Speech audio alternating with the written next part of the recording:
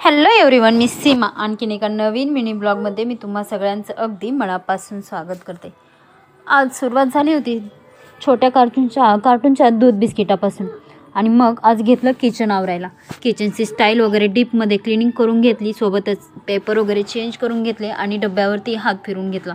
Kitchen आवरायचं झाल्यानंतर हॉलमध्ये थोडंसं डस्टिंग झाली होती, थोड्याशा जाळ्या वगैरे दिसत होत्या, तर मग ती क्लीन करून घेतलं आणि मग सहज म्हणून आरशात बघायला आले तर बघते काय, आरसा ड्रेसिंग टेबल असा ओरडत होता की माझ्याकडे कोणीतरी बघा, कोणीतरी याला साफ करा, मी असा अस्ताव्यस्त पडलो आहे।